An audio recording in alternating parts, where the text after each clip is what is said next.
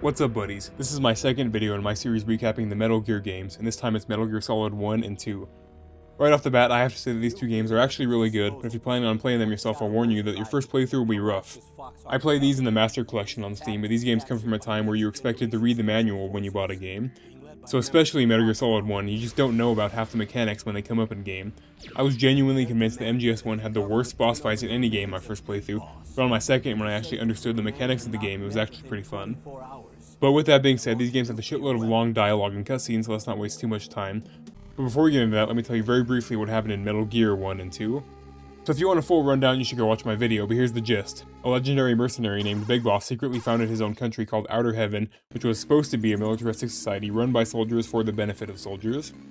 In 1995, Outer Heaven kidnapped the Russian Dr. Madnar to create a nuclear walking battle tank for them called Metal Gear TX-55. Meanwhile, NATO commissioned the elite espionage unit Foxhound to investigate Outer Heaven and what they were doing there. Little did they know that the commander of Foxhound was also the founder of Outer Heaven, Big Boss, so Foxhound sent in their best agent, Gray Fox, who was captured but managed to get out a message telling them about Metal Gear. Big Boss needed more time to finish Metal Gear, so when NATO came to him again, he decided to send in his newest rookie, Solid Snake, to go in and save Gray Fox. Big Boss intended Snake to fail and get captured, however he did not, and he ended up saving Gray Fox, who told him to then save Madnar, who could then tell him how to destroy Metal Gear. With the help of many characters, but most importantly Schneider, the leader of the Outer Heaven Resistance, Snake successfully saved Madnar and destroyed the incomplete Metal Gear, which triggered the base's self-destruct sequence. Right before destroying Metal Gear, Schneider revealed to Snake that the leader of Outer Heaven was Big Boss, who then confronted Snake in person after he destroyed Metal Gear. Snake ended up defeating his former commander and escaping just in time for the base to go up in flames behind him. 4 years later in 1999, Snake had left Foxhound after the betrayal, but he was dragged right back in by his new commanding officer, Roy Campbell. This time, another rogue country in South Africa called Zanzibar Land had kidnapped a Czech scientist who created a source of near-infinite gas called Oilix. At this time, the Cold War was over and most countries in the world had almost entirely gotten rid of their nuclear weapons, however the world's oil supplies had dried up. Zanzibar Land had been raiding the nuclear disposal sites and now had their recipe for infinite energy, so they were about to take over the entire world. Snake infiltrated Zanzibar Land with the help of Colonel Campbell and many other characters, but namely Master Miller, a survival expert, to eventually find that Schneider had joined Zanzibar Land. Snake had to fight and kill Schneider, after which he claimed that NATO bombed Outer Heaven to dust after Snake's mission, and that they had been saved by some legendary mercenary. Snake then found out that Dr. Madnar had been kidnapped again, and he revealed that not only was Big Boss somehow still alive and running Zanzibar Land, but also they had another Metal Gear, this one called Metal Gear D. Madnar ended up being a traitor. He was not kidnapped, rather he willingly joined Big Boss to complete his life's work. He sold Snake out and revealed his position to the new Metal Gear pilot, who turned out to be Gray Fox, the former Foxhound agent the Snake saved from Outer Heaven. Madnar then killed Marv, only to then be killed by Snake, who then recovered the recipe for Oilix right before Gray Fox dragged him down into a hangar to fight the new Metal Gear. Unlike TX-55, Metal Gear D was actually turned on, but Snake managed to destroy it, then fist-fighting Gray Fox and defeating him. Right before his death, Gray Fox revealed that he was secretly helping Snake's mission under the guise of a mysterious radio signal that gave Snake information throughout the game. With Gray Fox dead, Snake came face-to-face with Big Boss himself. Big Boss summed up his ideology by essentially saying that he wanted to create an endless cycle of war so that soldiers and warriors would always be valued and respected in society. Snake rebuked that and ended up burning his former boss alive, and then escaping Zanzibar Land. Snake retired once again to the Alaskan wilderness, where Metal Gear Solid 1 takes place. This is Snake. Colonel, can you hear me? Alright, so we can finally get into MGS1, and let me tell you right off the bat, this game is kind of just Metal Gear 2 reimagined. There are a lot of reused ideas and a couple boss fights towards the end that are almost the exact same concepts from that game. I'll point them out when we get to it. The year is 2005 when we open with Snake deploying from a submarine.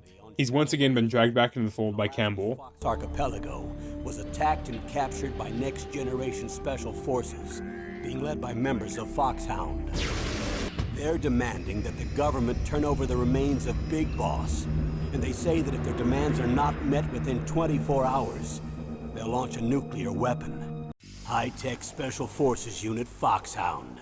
Your former unit, and one that I was a commander of. So they're still around. There are 6 members of Foxhound involved in this terrorist activity. Psycho Mattis, with his powerful psychic abilities. Sniper Wolf, the beautiful and deadly sharpshooter. Decoy Octopus, master of disguise. Vulcan Raven, giant and shaman. And Revolver Ocelot, specialist in interrogation and a formidable gunfighter. And finally, in charge of them, Foxhound squad leader, Liquid Snake. Liquid Snake. The man with the same codename as you. So it seems the Foxhound has gone rogue, and they're under the command of a Liquid Snake, which is a weird inversion of Solid Snake. Snake gets into the base via a small port, just in time to see this weird British guy, aka Liquid Snake, exiting via elevator. A big difference in this game compared to the last are the nanomachines. Every Foxhound member has them and they do a wide variety of things, but for Snake most of what they do is allow him to communicate via codecs without an actual radio.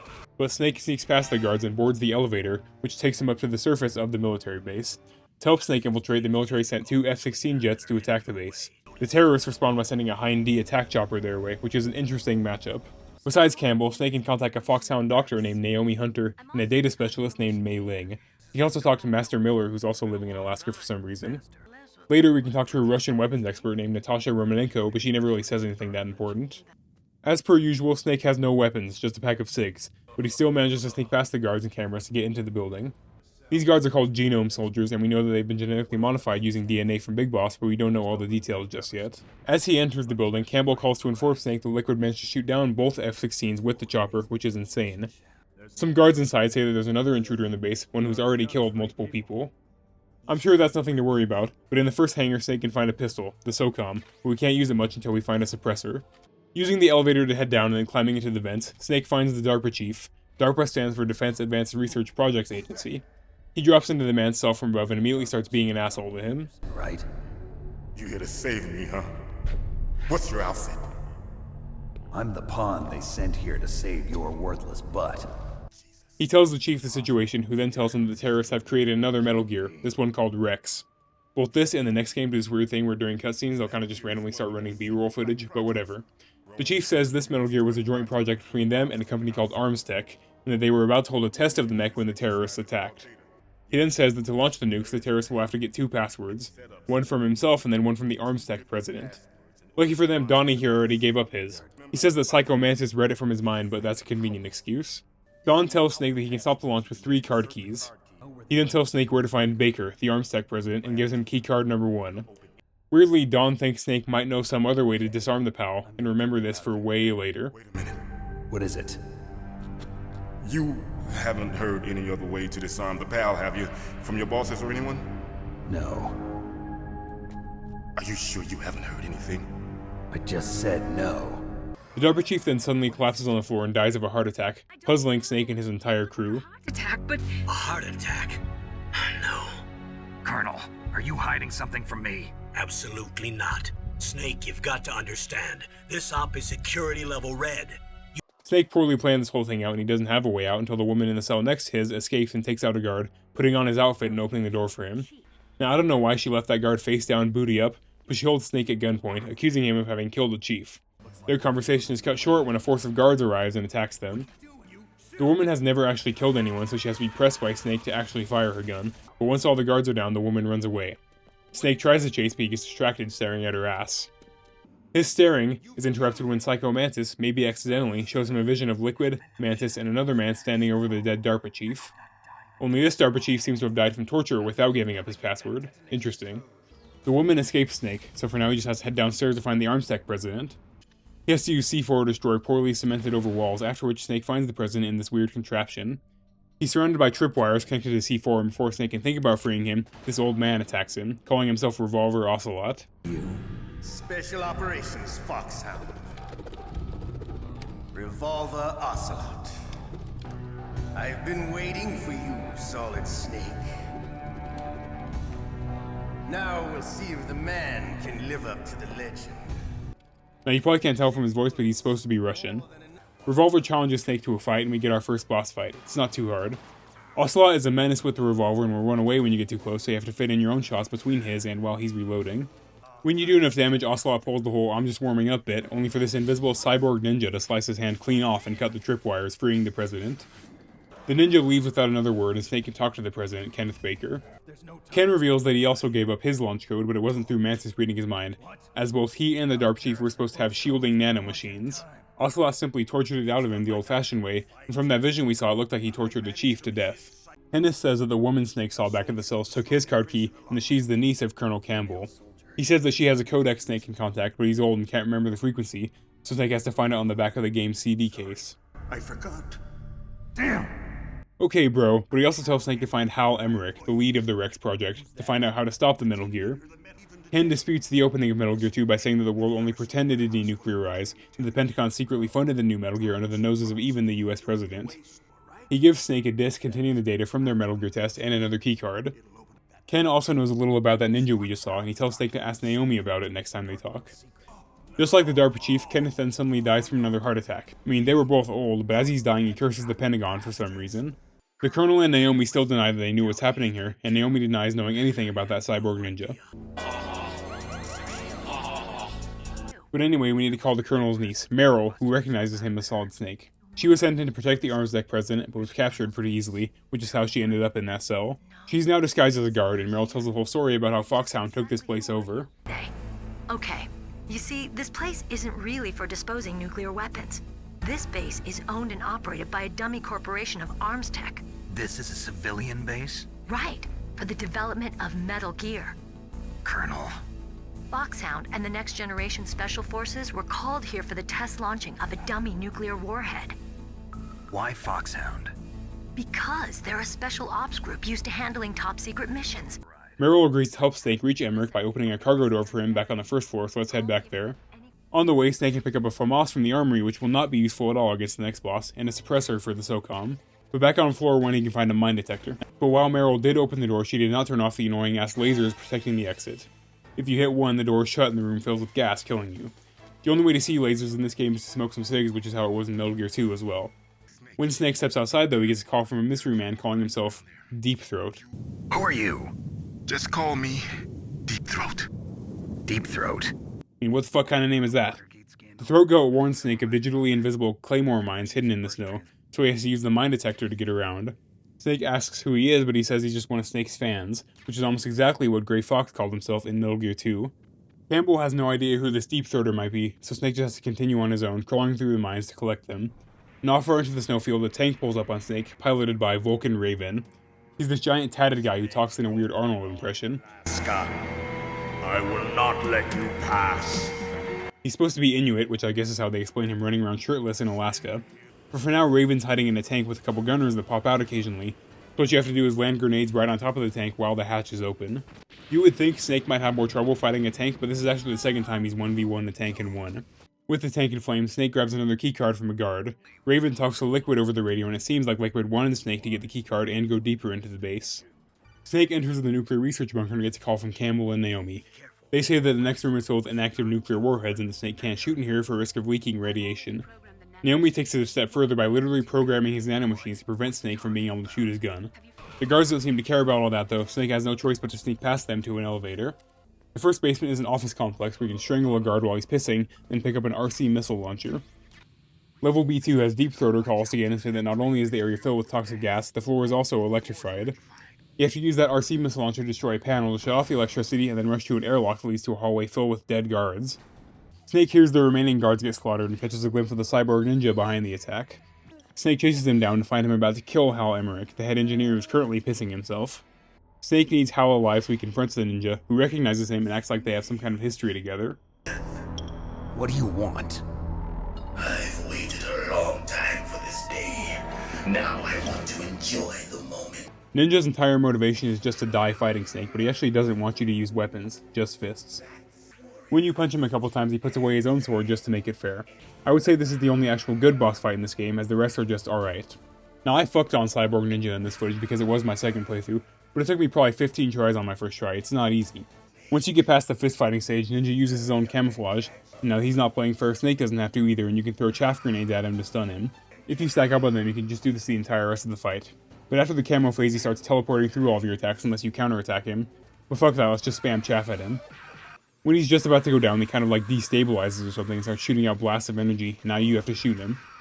With the hindsight of having a fist fight with him, Snake realizes who this ninja is. It's Gray Fox from the first game. Can't be. You were killed in Zanzibar. Ninja malfunctions or something and runs away after banging his head on the ground. This is one of the first parallels to Metal Gear 2, as in that game you had to fight Black Ninja, who turned out to be Schneider from the first game. But anyway, Snake calls Campbell to tell him that Fox is still alive. It's Gray Fox. No doubt about it. Ridiculous. You of all people should know he died in Zanzibar. No. He should have died, but he didn't. What? My predecessor, Dr. Clark, was in charge. Dr. Clark. Yes, he started the gene therapy project. And where is he now? He was killed in an explosion in his lab 2 years ago. So what about this soldier? Apparently, for their test subject, they decided to use the body of a soldier who was recovered after the fall of Zanzibar. And that was Gray Fox. But he was already dead. Yes, but they revived him. With Cyborg Fox defeated, Snake drags Hal out of the locker he was hiding in. Hal was under the impression that Metal Gear was a defensive weapon, not a nuclear tank. He's devastated over this as his own grandfather helped create the first nukes. He tells Snake where to find Metal Gear Rex and agrees to help him throughout the base using the same camo as the ninja. Snake radios Meryl to update her, but she seems to get found by guards. Snake needs to find her, but she's disguised as a guard. Hal suggests that he set up an ambush for her outside the women's bathroom as there aren't supposed to be any female guards on the base. This is also reused from Metal Gear 2, but he gives Snake another keycard and sends him on his way. Hal then decides on his code name. Forget it, Doctor.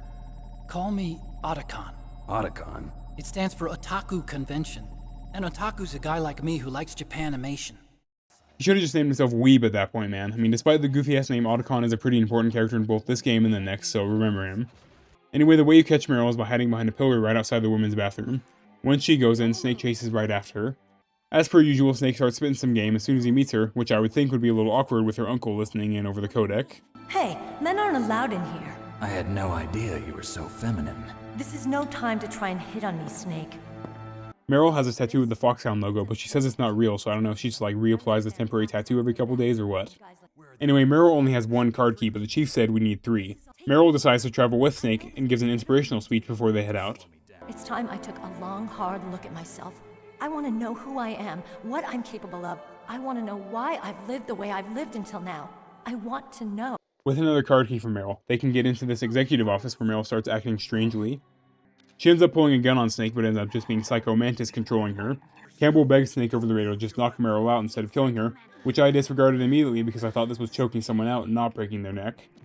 Anyway, if you don't do that, Mantis reveals himself. He's a spindly guy wearing a gas mask.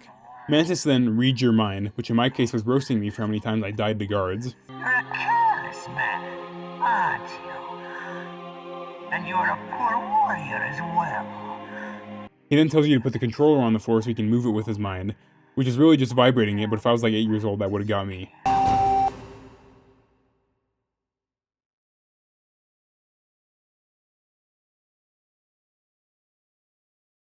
Anyway, you then have to fight Psycho Mantis, except you can't hit a single shot on him as he's reading your mind.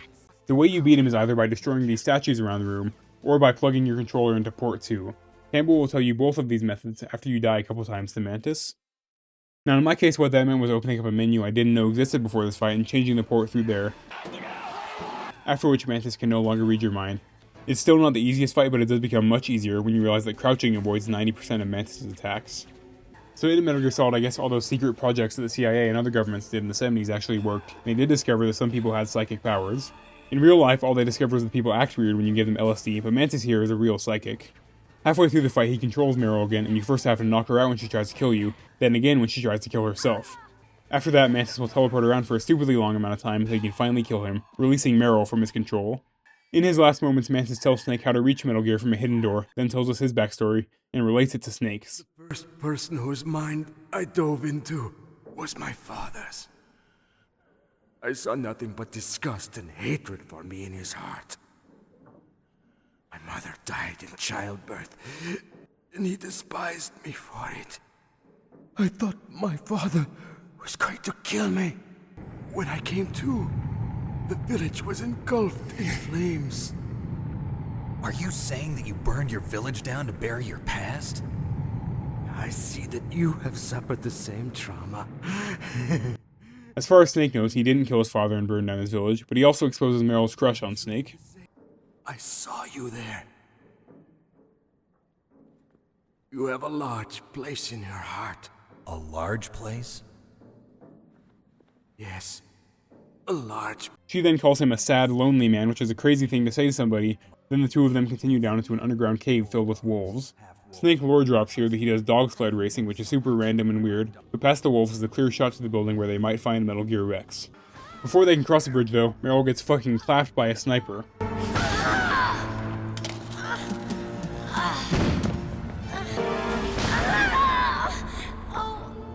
Campbell and Naomi call and say that it must be Sniper Wolf. No, not the shitty reaction YouTuber. Today we're watching dumb people on the internet. The character she named her channel after.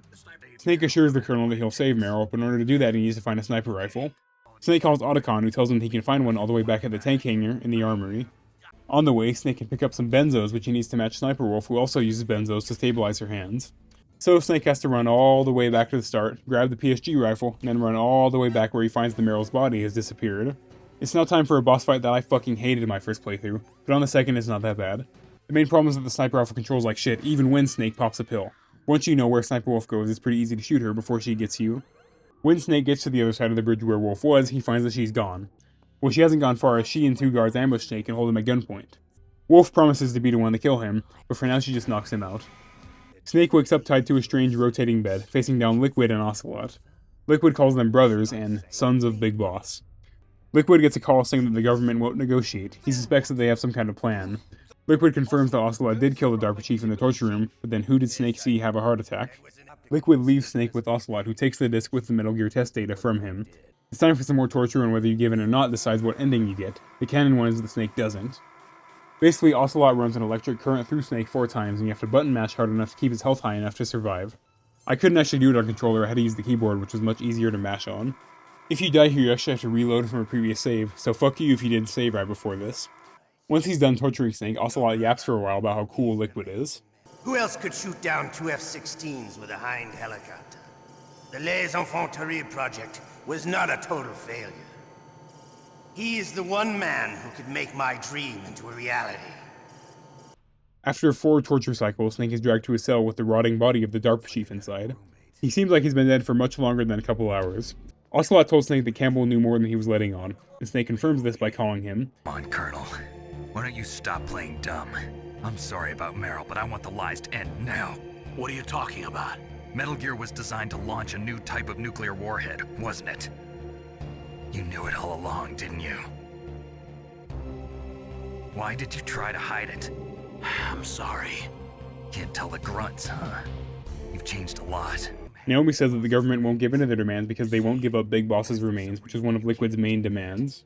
She says it's because the president doesn't want the existence of the Genome Army to be public knowledge, but there's actually another reason that gets revealed way later in the series. Despite their life, Snake has no choice but to continue his mission, and hopefully save Meryl along the way. There's actually a couple ways you can get out of this cell, but one of them is by calling Otacon and asking him to come let you out. He takes his sweet-ass time though, and Snake has to go through another Ocelot torture session.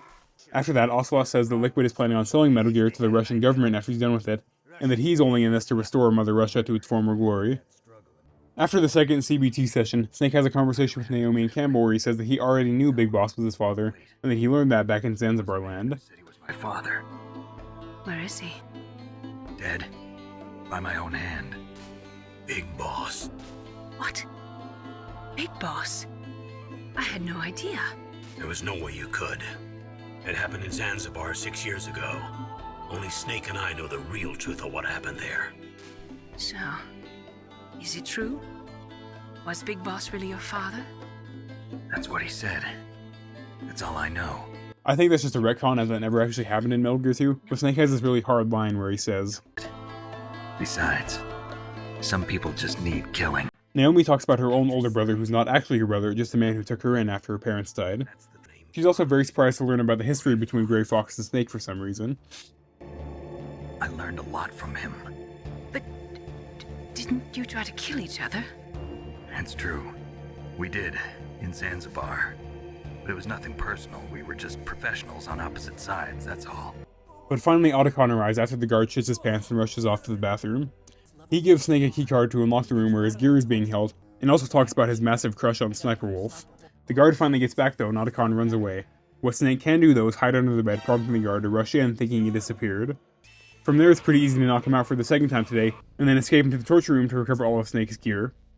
It turns out they took Snake all the way back to the first building, so yet again we have to go all the way back to where we fought Sniper Wolf. On the way though, Deep Throat calls and warns Snake that they planted a bomb in his gear, you have to throw it out right before it explodes. Back where we fought Wolf, Snake gets emotional seeing Meryl's bloodstain and has a conversation with Campbell and Master Miller about his guilt over the whole thing. Snake, you can have regrets if you want to. It's only natural.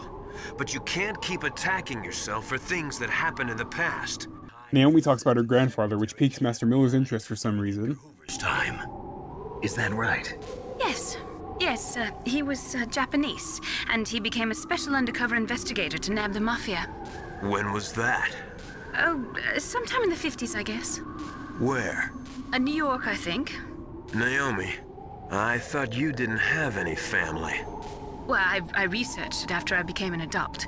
Next up is another section ripped straight out of Metal Gear 2. You have to ascend this spiral staircase to climb a tower while running away from a shitload of guards. It's a little harder in this one, but upon reaching the roof, Snake is ambushed by Liquid back in the Hind-D chopper.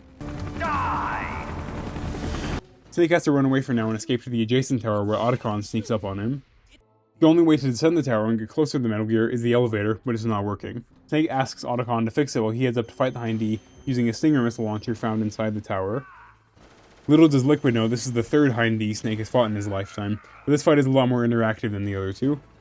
You have to aim this Stinger in first person until it locks on a Liquid's chopper, all the while dodging his bullets and missiles.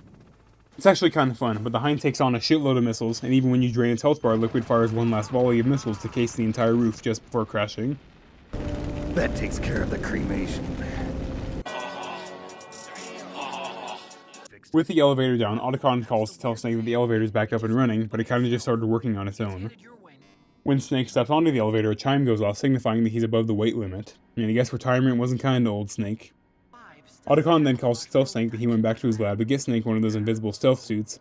However, where there were once 4 extra, now they're all gone. So you can probably guess what happened to them. Too late, Snake! Now die!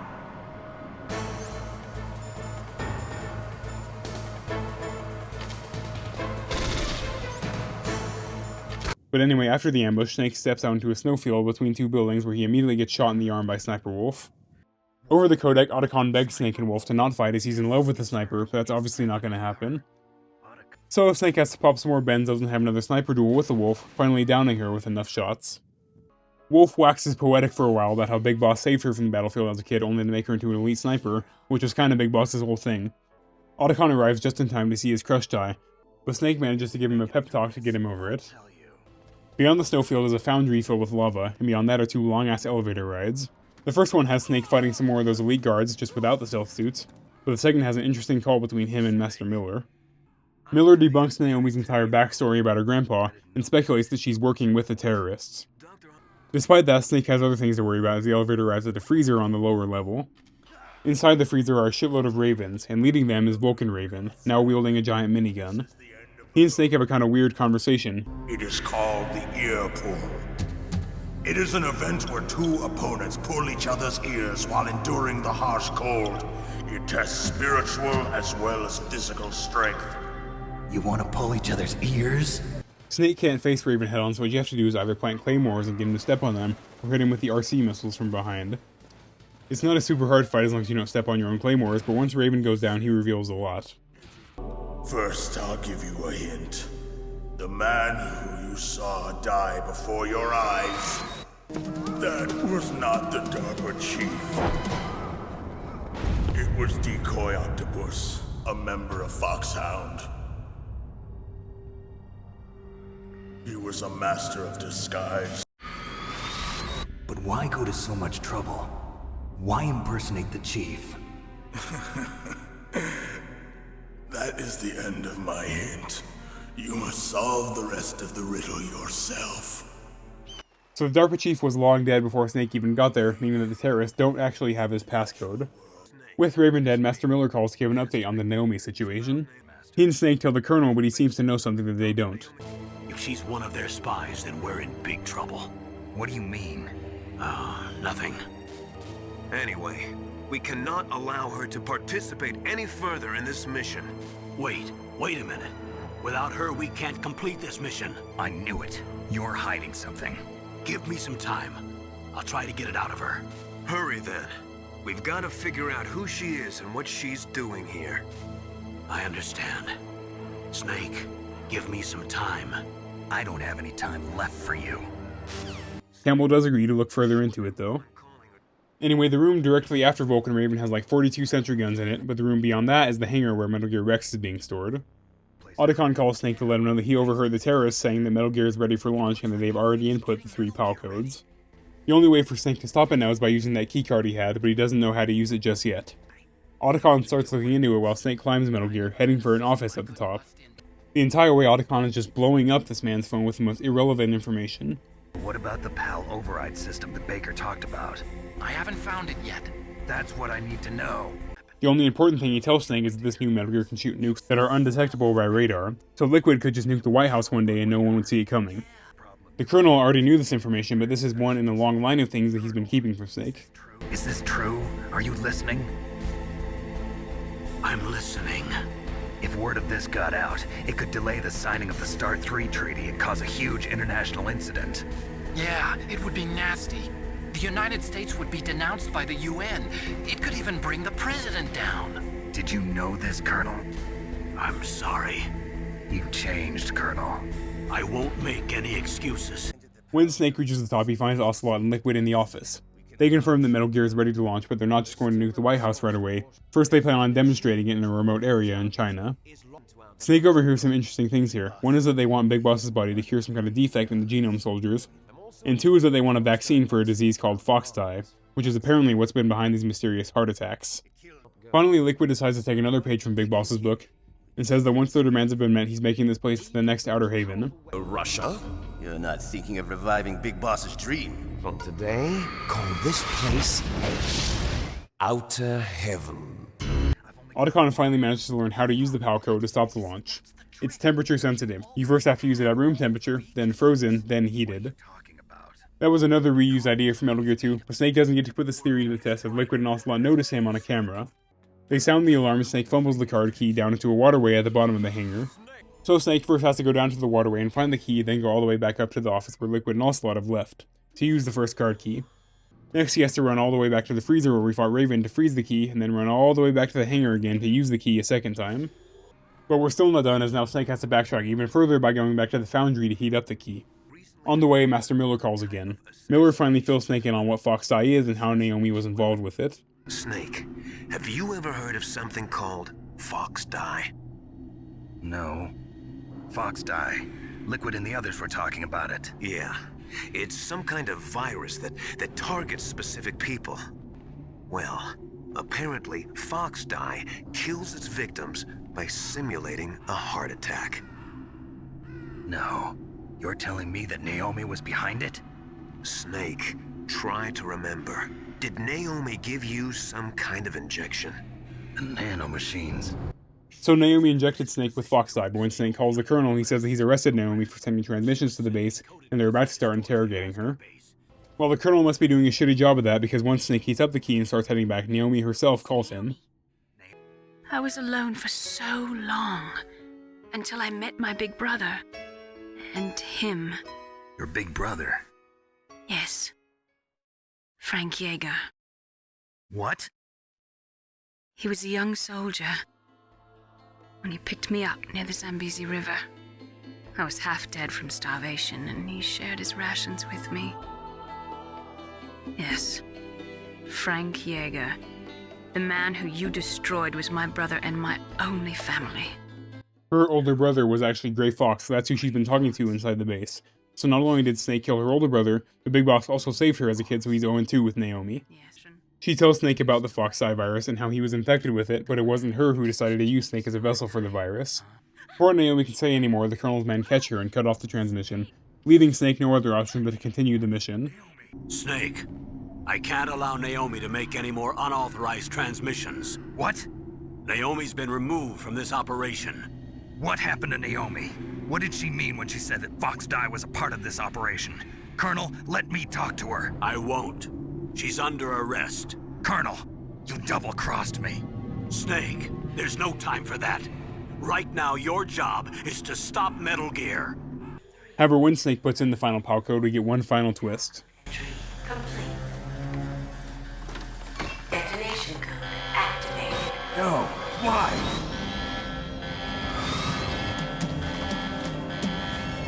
Ready for launch. Foxhound and Liquid played the fuck out of Snake. Master Miller was Liquid in disguise the entire time. Snake, that's not Master Miller. Campbell, you're too late. Master Miller's body was just discovered at his home. He's been dead for at least 3 days. Snake, you've been talking to... Me, dear brother. From the start, Decoy Octopus planted this idea inside Snake's head. They already had the two passwords and the only way to stop it was using the PAL keys. Snake then told that to the Armstech president, who confirmed that the only way to stop it now was the two keys.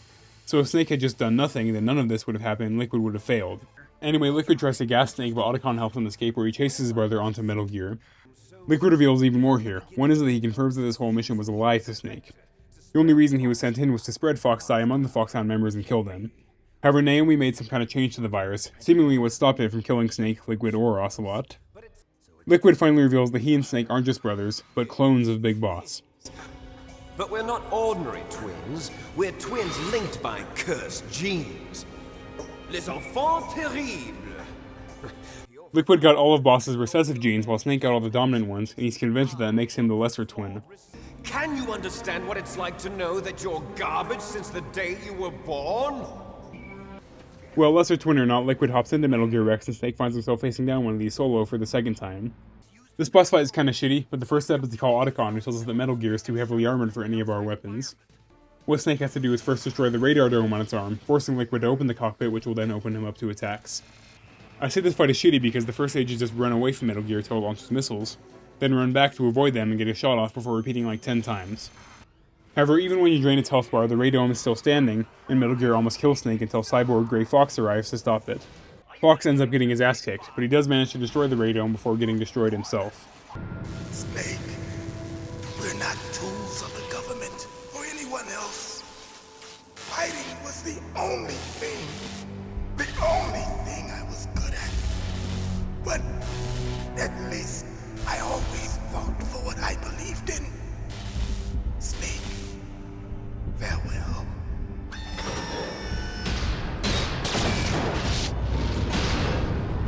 With that, Liquid has to open the cockpit to see, and now the fight is super easy. Without radar, you can just run directly under Rex to get out of Liquid's line of sight. After hiding for a while, he just stands completely still and allows Snake to shoot Rex in the cockpit. Rinse and repeat some more and Metal Gear Rex goes up in flames, knocking Snake out in the detonation. He wakes up on top of the wreckage of Rex, handcuffed and facing down Liquid. Liquid yaps about his plan, which is basically the same as Big Boss's, which is to create a warmonger society that values and honors soldiers at the top. Liquid then tells Snake more about the project that created them both. Terrible children. That's what the project was called. It started in the 1970s. Their plan was to artificially create the most powerful soldier possible. The person that they chose as the model was the man known then as the greatest living soldier in the world. Big Boss. But Father was wounded in combat and already in a coma when they brought him in. So they created us from his cells. They fertilized an egg with one of Father's cells, and then let it divide into 8 clone babies. Then they transferred the clones to someone's uterus, and later intentionally aborted 6 of the fetuses to encourage strong fetal growth. He also says that the genome soldiers were made using specific genes from Big Boss that made for the most optimal soldiers. He says that he planned on using Big Boss's DNA to fix the defects within the genome soldiers and himself. Some of what he says here doesn't really make sense, but basically he thinks he, Snake, and the genome soldiers could all be wiped out by a single disease as they share most of the same DNA. So like if some new variant of the flu popped up that would have killed Big Boss had he gotten it, Liquid wants to prevent that virus from being able to kill all of them, I think. Anyway, Liquid reveals that Meryl is still alive and he's brought her in to witness one final fight between himself and Snake. If you gave in to Ocelot's torture, Meryl dies, but we know that's not canon, so. Liquid says that since Metal Gear is gone, the government has no reason not to just nuke them now. Snake calls the Colonel, who confirms this, although it's not his choice as the Secretary of Defense has taken over command directly. To try to make up for all the shit he's done in this game, the Colonel vows to stop the launch, but before he can, the Secretary of Defense has him arrested. Run. After that, there's no turning back. What? What are you doing? What? Roy Campbell has been relieved of duty. This is the Secretary of Defense, Jim Houseman. Put the Colonel back on. He's been placed under arrest for leaking top-secret information and for the crime of high treason. Ridiculous. Yes, he's a ridiculous man. Jimmy Houseman here wants to nuke the place to cover up the entire Metal Gear project and to get rid of any trace of the Snakes and the Genome Army. For some reason, that's not good enough for Liquid, who arms a nuclear briefcase with a timer of 3 minutes to set a time limit to he and Snake's fight. That seemed a little excessive, bro, but this part is also straight out of Metal Gear 2. In that game, after destroying Metal Gear D piloted by Grey Fox, you had to fistfight him in a ring surrounded by mines. In this game, after destroying Metal Gear Rex, you had to fistfight Liquid on top of the mech's body, which is apparently a false leap enough to kill either of them.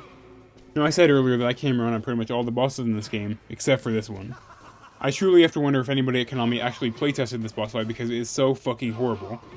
So basically, you can get off one combo of hits on Liquid before he gets a couple seconds of iframes to allow him to reposition himself.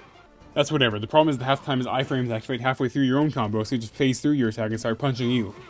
I truly believe winning this boss fight is like 20% skill, 80% luck, because you just have to hope and pray that he doesn't phase through all your attacks.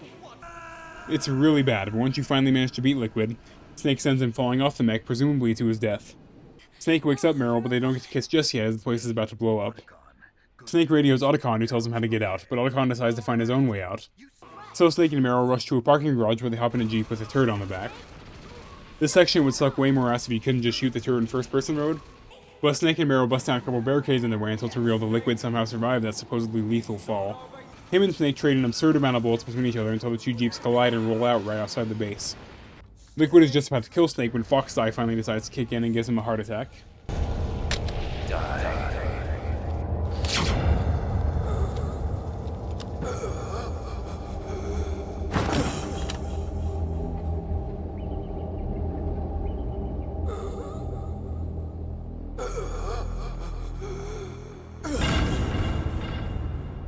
I honestly just wish they had let Liquid die back at Metal Gear, but after he's dead, the Colonel calls to tell Snake that he's regained control of the operation by contacting the President himself.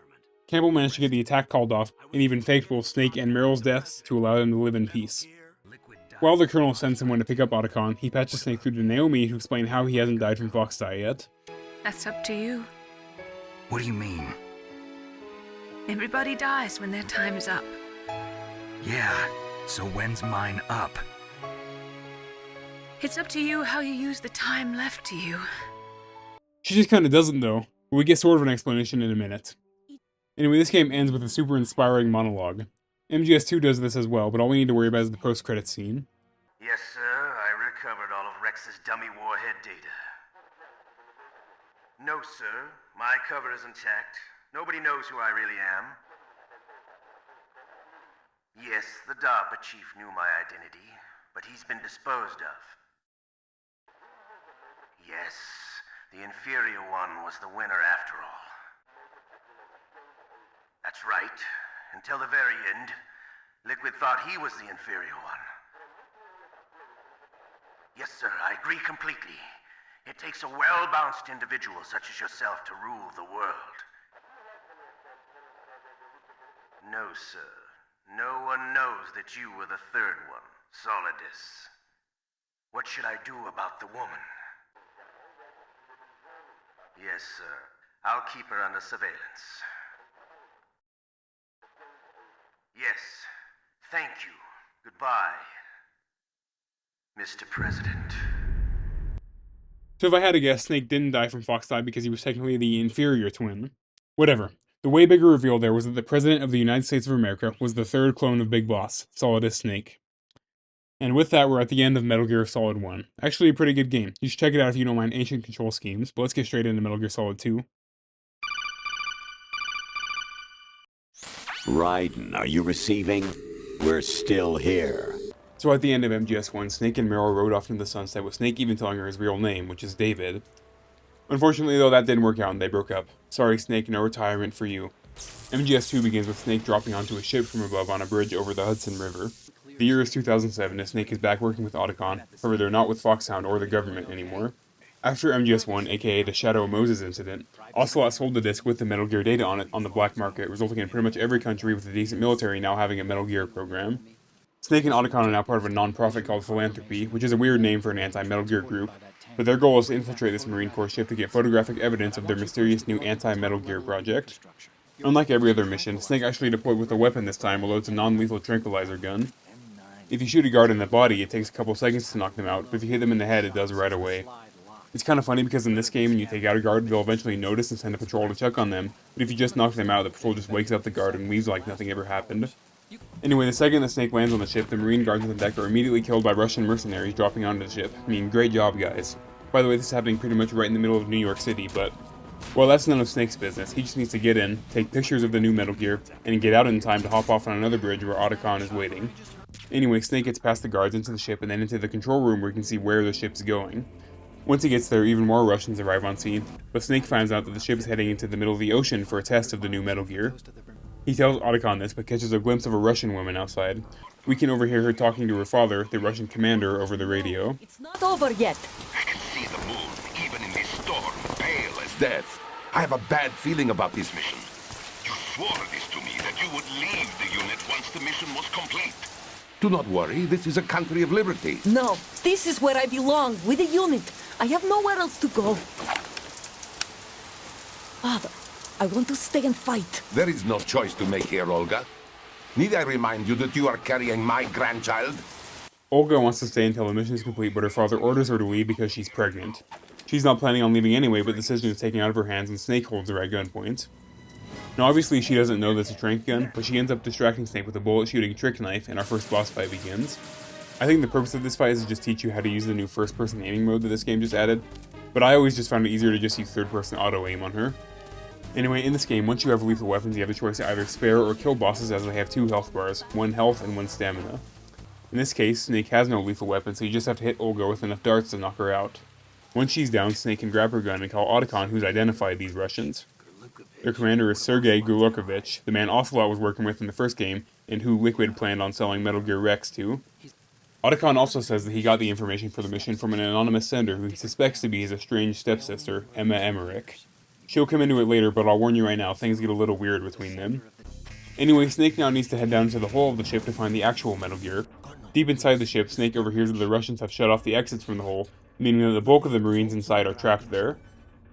They're not the only ones though, as Snake gets ambushed by a shitload of guards. With Olga's gun, he manages to kill them, but one survives, locking him in the hole with the Marines.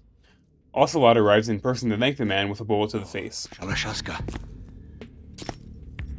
why are you here? We thought you were with the Colonel. What the? Ocelot somehow now has 2 hands again, which remember the Cyborg Ninja cut off one of his in the last game.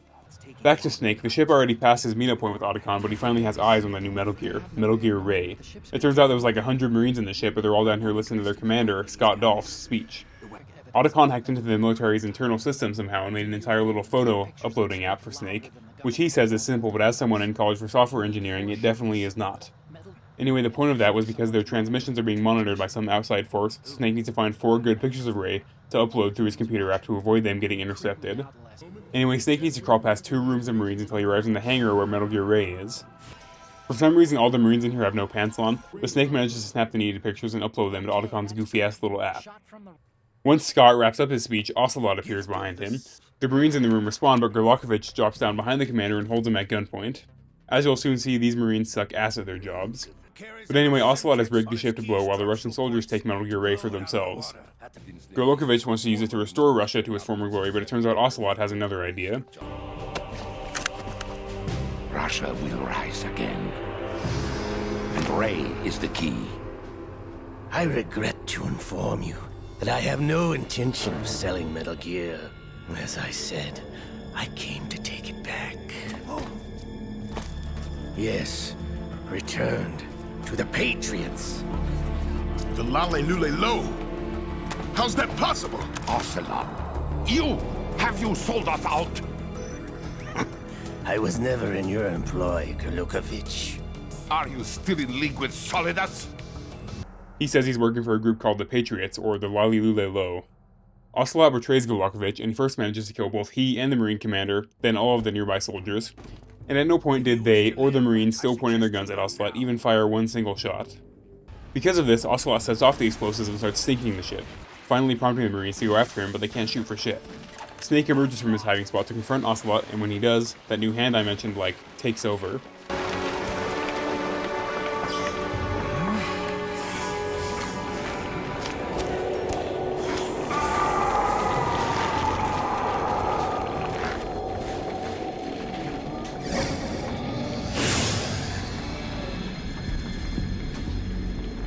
It's been a while, brother. It's Liquid's arm, and somehow Liquid manages to mind control Ocelot through this arm. He says that Snake doesn't have long left to live as they both were aging at accelerated rates, due to Big Boss being in his 50s when they cloned him. Liquid Ocelot then hops in Metal Gear Ray and breaks his way out of the ship as it collapses around the remaining Marines and Snake, then escaping into the ocean with his new aquatic Metal Gear.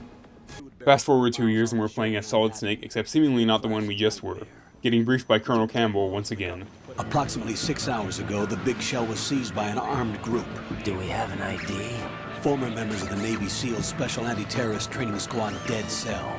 Russian private army members may also be involved. What are their demands? $30 billion. $30 billion? What makes them think they can get that much? There was a government-sponsored tour going on at the Big Shell that day. Hostages, huh? A VIP from one of the major conservation groups, and one from our own government. The most important person in a sense. The most important person? James Johnson. The president? Unless the demands are met, the terrorists intend to blow the Big Shell out of the water. So a group of Russian terrorists and a former Special Forces squad have taken over the offshore oil cleanup facility called the Big Shell. They have the president, James Johnson, and a hostage and are demanding $30 billion to not kill him and blow up the Big Shell, which would leak enough toxic chemicals to turn the entire ocean toxic. Foxhound's new Solid Snake, as well as a group of Navy SEALs, have separately been deployed to save the president. New Snake notices that someone else has already cut a hole in the oil fence and swam their way in before he did, which the colonel says is impossible. There's someone else besides me that wanted to get in badly. That's not possible. What about SEAL Team 10? They landed on the roof of the Big Shell as planned. Campbell decides to change Fake Snake's name to Raiden so we don't have to call him that anymore. Raiden here has completed all the VR missions from the first game, and he's wearing a new kind of stealth suit that has new nanomachines that can stop bleeding when he stands still. Right off the bat, man, I have to say, goddamn Raiden, those hips are crazy. Colonel, I'm trying to sneak around, but I'm dummy thick, and the clap of my ass cheeks keeps alerting the guards. Anyway, Raiden opens the door and catches the tail end of someone beating the shit out of a couple guards. Colonel, there's definitely another intruder in here besides me. That's not a possibility. He calls the colonel, who says that these Russians are Golokovich men, just like the ones 2 years ago. Raiden continues and sees someone who looks a lot like the actual Solid Snake going up an elevator. The colonel still denies there's another intruder in here, but he tells Raiden to go to a terminal in the corner of the room to register himself in the Big Shell systems. Basically, these open up your minimap. When you use it, you get to enter a name, which is supposed to be your name. There's this goofy-ass line of dialogue where Raiden basically calls a player a nerd. There's a terminal in front of the elevator. A node. Did you say nerd? Not nerd. Node. Oh. But after registering, the guards start to wake up and Raiden has to hide until the elevator comes. While he does, he gets another call from the colonel, and it turns out Raiden's girlfriend Rose is also helping with this mission. She's the Mei Ling of this mission. She's a data analyst and she saves your data for you, but Raiden can't fathom why the colonel would involve her in this. He says that having personal stake in the mission helps operatives get the job done, but really all she does is get in the way by having personal talks with Raiden. On the elevator ride up, the colonel tells Raiden why he changed his codename. Sons of Liberty? The name of their leader is Solid Snake. The hero of Shadow Moses? So that's why you changed my code name. Right, but he can't be the Solid Snake. He died 2 years ago on that tanker after he blew it sky high. It's because the leader of the terrorists is also claiming to be Solid Snake. Campbell says he's an imposter though, as the real Snake died 2 years ago on the tanker, so clearly there's a lot going on here. Campbell says the SEALs are moving in to secure the president on strut B of Shell 1. There's 2 shells and each has 6 struts and a core, so Raiden sneaks past some guards and some drones to find another of those tranquilizer pistols, which is, to say the least, a strange thing to have on an oil tanker. When Raiden gets to strut B, he finds the SEALs lining the walls of the hallway. What killed them turns out to be this pretty goofy character called Vamp. Fittingly, he has fangs and sucks people's blood, but he's also pretty much impossible to hit. Vamp is just about to kill the last member of this team of SEALs when he pauses due to smelling something off about the man. Strange smell.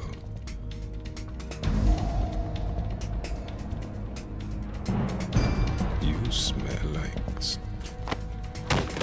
Are you? It has to be. Raiden and the SEAL are getting no diff by Vamp when he gets called from a woman that draws him away.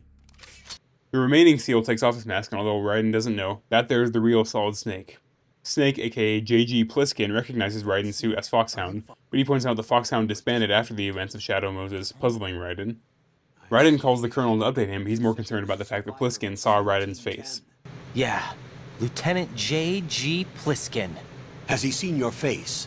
What? This is a top secret mission. No one can know that we're involved. Whatever, Roy, but Snake and Raiden notice a Navy captain with a missing handcuff, meaning that the president's nuclear briefcase is also missing. Pliskin yaps about Vamp and Dead Cell for a while, and says that they were basically fake terrorists used to train soldiers against the real thing. There was Vamp, Fortune, and Fat Man, along with their sponsor, the last president, George Sears. Pliskin convinces Raiden that Snake is actually dead, which, like, okay buddy, but he gives Raiden his SIGs and a SOCOM pistol before getting a call from the other SEALs.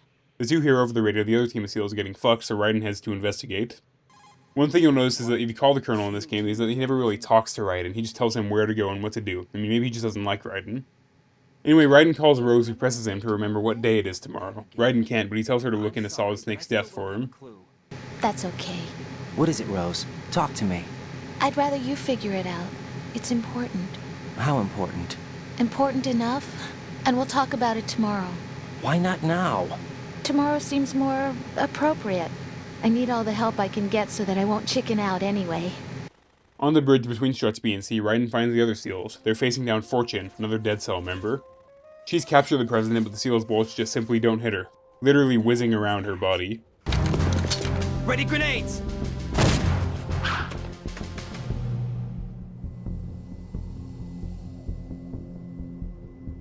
A dud! While Vamp takes the President, Fortune wipes the rest of the SEALs with his crazy-ass railgun and leaves. Raiden calls the Colonel, who seems unsurprised that the SEALs died. He tells Raiden to find the explosives expert the SEALs brought in with them, as they might be planning on blowing the whole shell. Raiden finds him in Strut C, and he's an old guy with a cane, but Plissken recognizes him as Peter Stillman, who's like the CEO of Bomb Defusal, apparently. He lost his leg and retired after failing to disarm a bomb in a church at some point.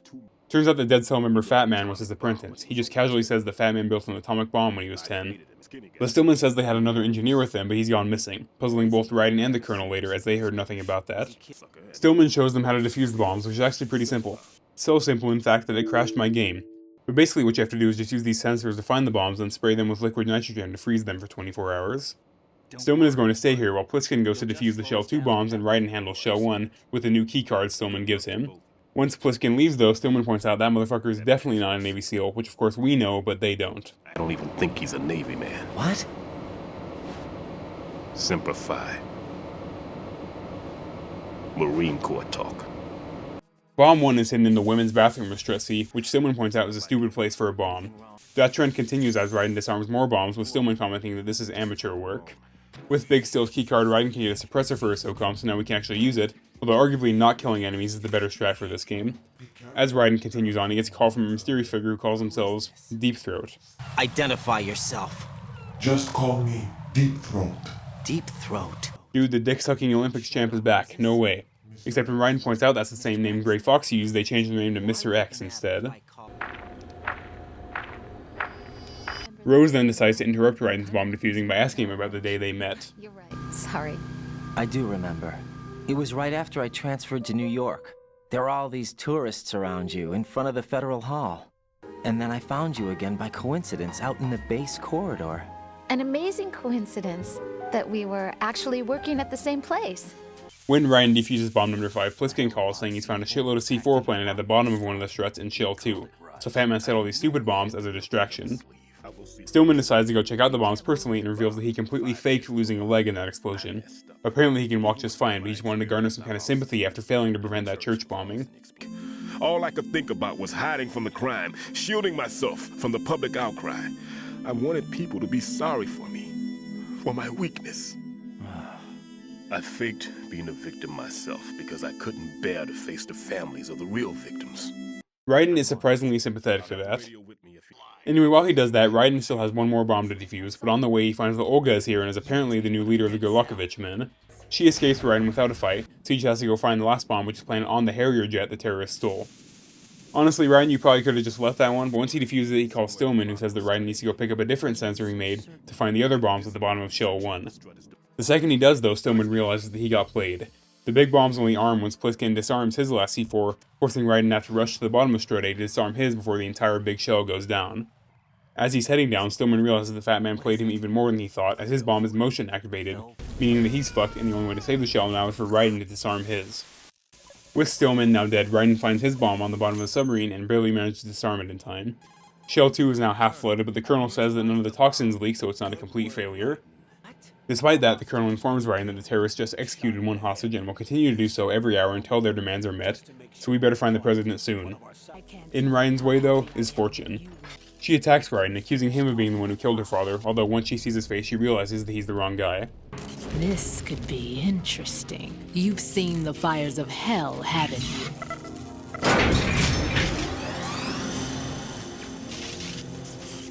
Maybe you can give me death. Raiden can't hit her for shit, so you just have to hide and dodge her railgun until the elevator finally comes back down. When it does though, the situation only gets worse because Vamp was riding it. The situation only gets worser when Campbell calls saying that Fat Man planted another bomb in the helipad and is requesting Raiden specifically to come disarm it. So Raiden is getting bullied by all 3 Dead Cell members at once, but Vamp says that Fat Man has gone rogue and for Fortune to go deal with him. Fuck that though, because Raiden uses Fortune's anti-bullet field to put one right between Vamp's eyes, seemingly killing him, and distracting Fortune long enough for Raiden to get to the elevator. Once Raiden escapes though, Vamp wakes up so we won't be rid of him that easily. Raiden has 400 seconds to get to the helipad and disarm the bomb, but when he gets there he finds it's just one simple little C4. It was really just a way for Fat Man to get Raiden to come fight him. I like a punctual man. Is he Dead Cell? I am Fat Man. I am the greatest that humanity has to offer, and the most. Can you hear it? Hear this rhythm? It's the rhythm of time and life. Don't you love this sound? I used to hang around department store clock counters. Life is short. Bombs tell the time with every moment of their existence, and nothing else announces its own end with such a fanfare. Now you might be surprised to learn that Fat Man is indeed fat. I mean, I thought he was just named after the bomb. But despite that, and the thick-ass bomb suit he's wearing, he's roller skating around without a care in the world. Fat Man's speech here is actually pretty good, but to sum it up, his entire goal is just become a world-famous bomber. When Raiden mentions the 30 billion ransom, Fat Man doesn't even seem to know what he's talking about. What are you talking about? $30 billion in cash.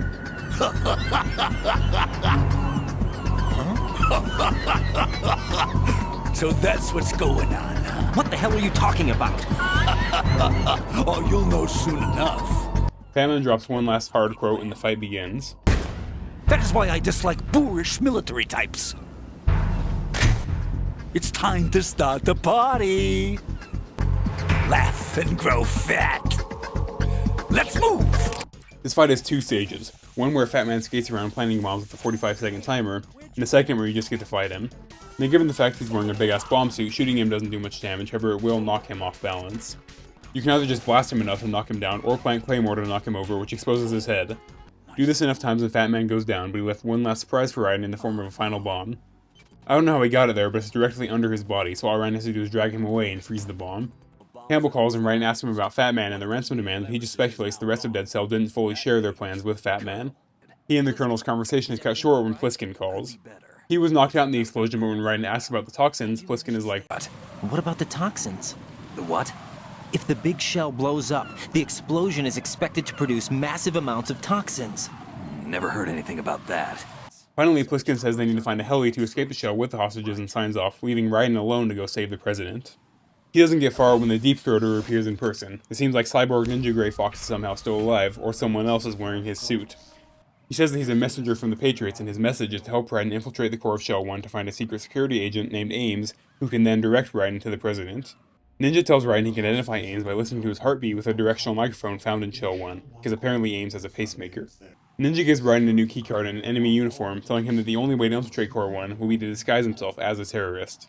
All we need to complete the fit is an AK-74U. Ninja also tells Raiden that this whole big show is just a front for the development of more Metal Gear raids, so either the Colonel is doing some more lying or he just didn't know. He treats Raiden pretty much just like he did with Snake in the first game, which is to say, poorly. He said that the big shell was housing a new model of Metal Gear. First I've heard of it. Colonel, what are you not telling me? I've been completely open with you, Raiden. I've told you everything. Is that everything you know? Or everything I need to know? Snap out of it, Raiden. Raiden can find an AK in a warehouse in Strut F along with an M4, after which Rose calls with the information she dug up on Snake. She said that he's confirmed dead and buried, although the body they found in the wreckage of the tanker was missing a single arm. This is a wild conspiracy theory here, guys, so don't hold me to this, but just maybe that body's liquid instead of Snake's. I'm just joking, of course it is, but I am curious as to how it even got there. Anyway, with his full disguise, Raiden gets into the core of Shell 1 with no issues, then taking an elevator down to the second floor basement. Down here is where you can find that directional mic, and then head up to the first floor basement. If you call Pliskin here, he seems to recognize the name Ames, which confused me, so I looked it up on the wiki and got even more confused. We can talk about that in a minute, but there's a retinal scanner preventing Raiden from getting into the hostage room. Luckily, all you have to do though is grab a passing guard and shove his face into it to get inside.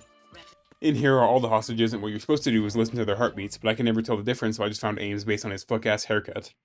While Ocelot watches on a camera, Ames tells Raiden that he's not actually a Secret Service agent, rather he was sent in by the Patriots. He tells Raiden that he can find the president in the basement of Shell 2 Core, but when Raiden suggests that maybe they already killed him like they did the other hostage, Ames is dumbfounded. I think he's been like the other hostages. A hostage was killed in retaliation after the SEAL 10 disaster, remember? What are you talking about? He says that the terrorists won't kill the president because they need him to be alive to use the nuclear football. If he dies, is drugged, or tortured too hard, the case won't activate at all, and further, the president needs to enter his password every single hour. Ames reveals a lot more here, but before he can go too far, the terrorist leader Solid Snake appears with Ocelot. Ocelot calls him King, which is super weird. Yes, King. He seems to know all about these Patriots and believes they're out to get him. Just like Liquid, this Snake also mentions that he wants to start another Outer Heaven. I mean, of course he does. Olga arrives and argues with Ocelot over what happened to her dad, but the other Snake breaks it up. Took you both in when no one else would. You think any government would have you as irregulars in this political climate? The worst kind of wet works, maybe, but even that's doubtful. I recommend against switching camps. You've nowhere left to go. Raiden tells Ames what he heard, and he concludes that the president is colluding with the terrorists despite the Patriots. None of this really means anything to Raiden, but when he mentions the ransom to Ames, he's once again taken aback. It's nowhere close to the ransom deadline. Ransom? $30 billion in cash. What are you babbling about? The nuclear strike is not a threat. It's been the objective all along. He says that launching a nuke was their plan the entire time. They basically want to set off a nuke right over Manhattan to disable the electronics in the area and then take it over, creating a new Outer Heaven. Raiden grabs another keycard from Ames, right before Ocelot comes into the room and interrupts them. He recognizes Ames as Colonel Ames, and this is that weird part I mentioned. This is all mentioned in a side book, so I'm not really going to go into it. So actually, I did decide to go into it. I've been known to lie from time to time. So all this happens in the book called In the Darkness of Shadow Moses. It's basically a recounting of the events written from the perspective of Natasha, the nuclear weapons expert Snake can call. Turns out her and Ames are ex-husband and wife, but just as Snake was being deployed on the Shadow Moses, Ames showed up at her house and more or less forced her to work with them. Most of this book is just recapping the first game with added context, so when Master Miller pointed out Naomi's false backstory to Snake and Campbell, Ames was the one who sent his man to Miller's cabin where they would eventually find him dead. He's also the one who had Naomi captured, which Campbell protested as Ames was supposedly from the Defense Intelligence Agency, or DIA. He wouldn't have the authority to supersede the Colonel like that unless he was working directly for the Patriots, which of course he was.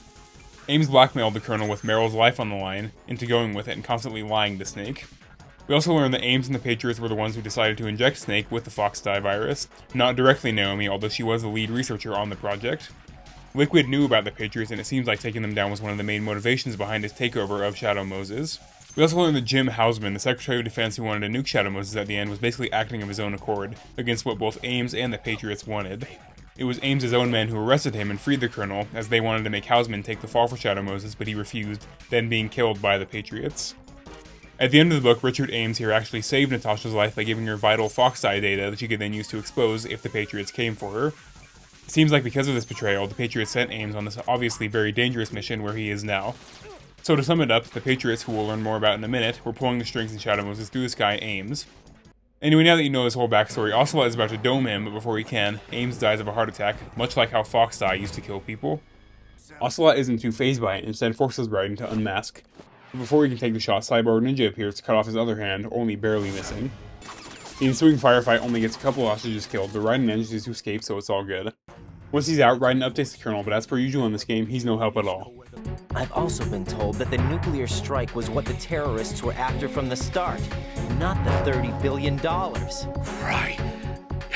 It was a cover-up all along. Colonel, what are you keeping from me? I am not keeping back anything. It's not as though I'm told all the facts either. For now, Raiden needs to get to Shell 2. With Ames' new keycard, he can find a PSG sniper rifle on the way, which is very needed to cross the bridge between the two shells. Someone, maybe Fat Man, set up a shitload of C4 on the bridge, and the only way to get past it is by shooting the control panels on the walls. Once they're gone, Pliskin calls saying that he's stolen one of the terrorist helicopters and is on the way now to pick up the hostages. He very briefly connects Raiden with that engineer the SEALs brought in with them, Otacon, but they get cut off pretty quickly. Raiden asks the Colonel about Pliskin and Otacon, while he says that they're both dead and there's no way that it could be them. Pliskin and Otacon then fly above Raiden in the chopper, just in time for terrorist Snake to confront Raiden. A messenger from the Patriots. Where do I know him from? So you're the boss around here? No, not just around here. I'm the boss to surpass Big Boss himself. Solid Snake. No, that is not Solid Snake. He calls himself Solid Snake, but Pliskin, aka the real Snake, disputes that. So it's finally revealed that this is the third clone of Big Boss, Solidus Snake. This is the man Ocelot was talking to in the post-credit scene of MGS1, and also the former president of the United States. That's a lot to take in, but we don't have time to, as Solidus first uses the suit he has to inflate his muscles, and then hops in the Harrier jet, which makes it kind of weird that he even did the whole muscle thing. With Vamp as the pilot and Solidus as gunner, we now have a very similar boss fight to the one with Liquid and Hind D. Although unlike Liquid, Snake and Otacon can't take out a jet with a helicopter, so it falls on Raiden to do it with a Stinger. Just like the Heli boss fight, this one is actually pretty fun. You just have to fit in your shots between the Harrier's attacks. With enough damage, the jet goes down, taking the bridge down in the process. But before it hits the water, Metal Gear Ray emerges from the ocean and catches it. The last we see of Solidus is that he lost an eye in the battle, making him look pretty much identical to Big Boss himself. Vamp leaves the jet too and starts running on water towards Shell 2. So not only is he a vampire, but also Jesus. With Solidus gone, Raiden calls Snake and finally confirms for himself that he is the real Snake, not some jobber named Pliskin. Otacon says his sister Emma is here in the big shell for some reason, so he's here to save her while Snake is here to destroy Metal Gear Ray. The Colonel and Naomi are pretty unfazed that Metal Gear Ray is already active, and they just tell Raiden to get his ass in gear and find the President. The Colonel also snaps at Raiden when he asks him about Snake, as he's supposedly not a part of the simulation. Colonel, you were monitoring the codec calls. That man was the real Snake all along. Maybe. Maybe? Don't let your guard down with him. Why do you say that? Because they were never a part of the simulation. They're an unknown factor. You can take your simulation and... We're out here, we bleed, we die. Calm down. I suggest that you do, Raiden. Even if that is Snake. That has no bearing on your mission. Colonel, you and Snake used to be on the same side. I don't understand. I read about you and Snake in the Darkness of Shadow Moses. I don't give a damn what that piece of trash said. Do you get me?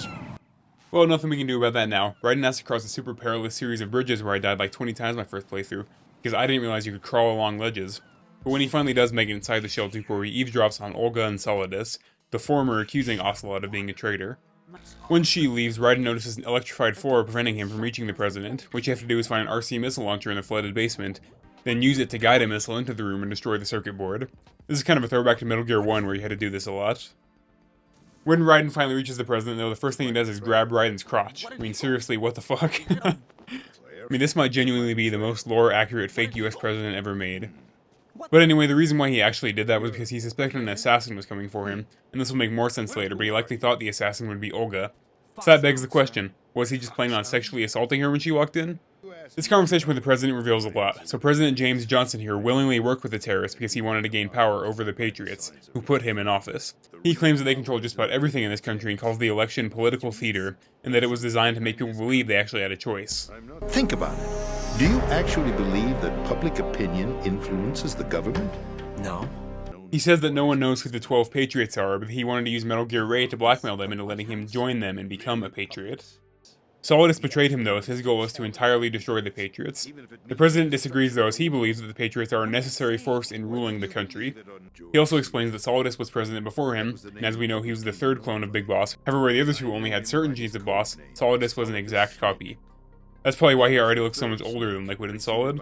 Just like President Johnson, the Patriots put Solidus in that office, however he fell out of grace with them due to his own involvement with Shadow Moses.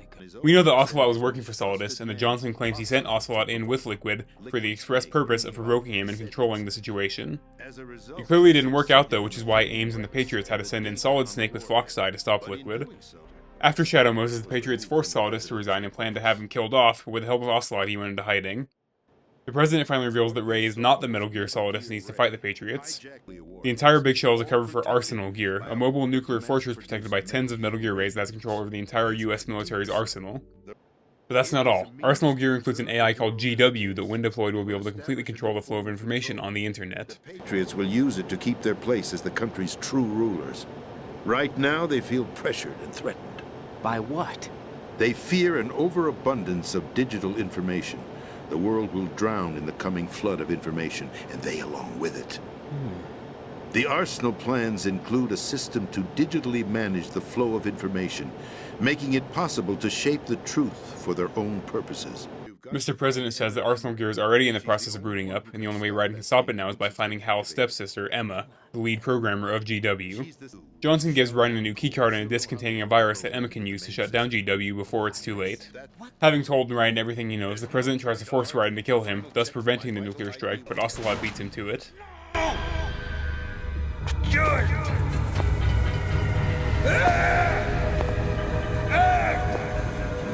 That's abusing your right to free speech, Mr. President. What the fuck, Ocelot? Solidus needed that guy alive to launch the nuke. But he gets away before Raiden can demand an explanation, so we might as well call the Colonel to see what his bitch ass has to say. The President is dead. I see. I'm sorry to hear that. Turns out, not much. He just tells Raiden to follow the President's orders. Raiden calls Snake next to give him an update, but it turns out he already knew about Arsenal Gear and GW. About Arsenal Gear? Yeah. Why didn't you tell me about it? You never asked. Snake and Otacon also reveal that the entire tanker mission was an elaborate setup by the Patriots to take Metal Gear Ray from the Marines and blame it all on Snake and Otacon. Solidus wasn't involved in it, it was just Ocelot working directly with the Patriots. Interesting. The next time Raiden calls Rose, she brings up even more personal business, which is definitely not needed right now. What is it? I've always been alone. Huh? I'm so lonely. Lonely? Anyway, Emma is on the second basement level of Core 2, which is very flooded. Hal says that Emma can't swim due to almost drowning as a child, with this event resulting in Hal's dad drowning. Hal and Emma's mom were apparently indisposed at the time. Hal weirdly also only calls her EE, which is somehow one of the least weird things we'll come to learn about him. Needless to say, escorting a woman who can't swim from a flooded building might be a problem, but the more immediate problem Raiden is facing is Vamp, somehow sitting on the surface of the pool. You can probably guess by now, but this guy has some crazy nanomachines in him. Raiden tries to shoot Vamp but barely scratches his cheek. Apparently the vampire can tell where someone is going to shoot based on the contractions of their muscles, which is how he dodges attacks. Actually a kinda cool idea, but it turns out the pool in the middle of the room isn't even water, it's a byproduct of the microbes they have stored here, and is apparently non-buoyant, which means that if Raiden goes in, no amount of swimming will save him. Somehow Vamp can swim around in it just fine though. Anyway, Vamp is also using Solidus for his own means. He wants to use this purified hydrogen bomb to get revenge on the world for what happened to Dead Cell and their commander. From what I can tell, a purified hydrogen bomb is a theoretical bomb that wouldn't require fission material like uranium to cause the explosion. Alright buddy, but before he can do that he needs to kill Raiden. Right before they fight, Solidus speaks over the intercom saying that Arsenal Gear is just about to launch, so we better hurry. This boss fight isn't too hard. I'm pretty sure the way he works is that you can't use auto-aim on Vamp or else he'll just become invincible. That doesn't apply to explosives though, so my strat was to just manually aim at him when he's lurking on railings throwing knives, then hit him with a grenade launcher when he's on the ground. The only real threat is that Vamp can sometimes freeze you with this dagger thing, but eventually Raiden manages to kill Vamp, sending him falling down into that pool. Raiden rushes to a locker room where he finds Emma hiding in one of the lockers. The room starts collapsing around them, and Emma is still stuck on this whole I can't swim thing. I can't swim! You can do it! I can't! Raiden just tells her to close her eyes, but then she says that Solidus gave her some kind of drug that made her barely able to walk. At first I thought she was just bullshitting, but Solidus actually mentioned this earlier. So Raiden just has her cling onto his back while he'll swim for them both. Before they do though, Emma has to take off her glasses, which she apparently doesn't need, but wears because a guy she used to like wears them. Anyway, Raiden drags Emma all the way back to the room where he fought Vamp, and they take a break there where Emma talks about her and Hal's relationship. Wherever my brother went, I used to tag along. My brother didn't have any close friends, so he used to take care of me. We both wanted to be loved so much. So much that we used to pretend. Pretend? Yeah, we used to play house. Hal was like 10 years older than her, by the way, and they used to play house together. Anyway, Raiden needs to bring Emma back to Shell 1 by way of an oil fence, and after an awkward conversation between Hal and Emma, the two get back on their way. Is that you? Hal. On the way, Emma explains a little more about what GW is and how it works. She reveals that suppressing information is nothing new to the Patriots as they already did the same with the human genome, apparently hiding the existence of over 60% of our genes. She then says the GW is basically only the control system for the censorship plan. The Patriots already have the software on nearly every computer to handle the bulk of the processing. It was distributed through patches back when the whole Y2K panic was happening, and everybody thought the world would end because computers couldn't display the right year. She says the only thing lacking in this plan is the GW has an incomplete dataset and the Patriots were just about to launch a simulation for it to train it on right before the terrorists attacked. Once Raiden and Emma reach the oil strut, they find it's only stable enough for one person to cross at a time, so Raiden decides to cover Emma with a sniper rifle as she crosses. Snake arrives eventually to help out. For some reason when Vamp emerges from the deep once again, he doesn't take the shot even though he has a very clear one. Anyway, yeah, this fuck still isn't dead. Vamp grabs Emma and holds her at knife point, forcing Raiden to pop a couple benzos to steady his hand, and then shoot Vamp at just the right times. With enough shots, Vamp goes back down for the third time and we're finally rid of him, for this game anyway. Unfortunately, Raiden didn't get him in time to save Emma, she's bleeding out from her stomach. Snake rushes over to bring her to the control room with Howl leaving Raiden to catch up. When he gets there, she's bleeding out on the floor, but she did manage to upload the virus. It doesn't entirely work though, as someone altered the disk, presumably the President or one of the Patriots. Hal and Emma share a tender moment before she dies, and here's where things get super weird. I didn't leave you. Because of the accident. I had a relationship with your mother. She seduced me. And it went on. My father's death was no accident. He took his own life. It was my fault. All my fault. Forgive me, Emma. Alright, so what the fuck? So let's get this straight. Hal, as a teen or young adult, was fucking Emma's mom, although depending on his age it might not have been completely consensual, which then led to his dad killing himself, and adult Emma developing a crush on her stepbrother. I mean, you lost me there, Kojima, that's like some Pornhub shit. But anyway, Snake and Raiden send Otacon to get in the chopper and go rescue the hostages while they find a way into Arsenal Gear. Earlier, Snake said there was no way into Arsenal Gear without help from the inside. Well, that help finally arrives. Now, how do we open this thing? You can come out now. A ninja? What the? Arsenal's going to take off. We still need you to take care of a few things. This time, do not fail us. Snake, what's this all about? Bedtime, Raiden. I would do that. You're changing sides now? Change sides? I don't recall saying I was on yours. Cyborg Ninja, aka Deep Throat, aka Mr. X, drops down from the ceiling, except it's not Grey Fox, it's Olga. Snake seemingly betrays Raiden as Olga knocks him out, then delivering him into the hands of Solidus and Ocelot as Arsenal Gear deploys. Raiden wakes up butt naked strapped to another of Ocelot's torture racks. Solidus recognizes Raiden in some way and probes his memory to see if Raiden himself remembers. It's a lot more mild than the torture in the first game, you can't even die from it. Solidus decides to refresh his memory. Raiden is a former child soldier Solidus used in the First Liberian Civil War. His nickname was Jack the Ripper due to both his ferocity and how he preferred swords to guns. Jack, I never thought I'd see you again. You know me? You don't remember. Your name, your skills. Everything you know, you learned from me. Ocelot points out how similar this is to him torturing Snake and Shadow Moses, and even takes the disc containing the Arsenal virus with him, just like how he took the one with the Metal Gear test data from Snake. The only major difference I can see is that they stripped Raiden, whereas they let Snake keep his pants on, at least.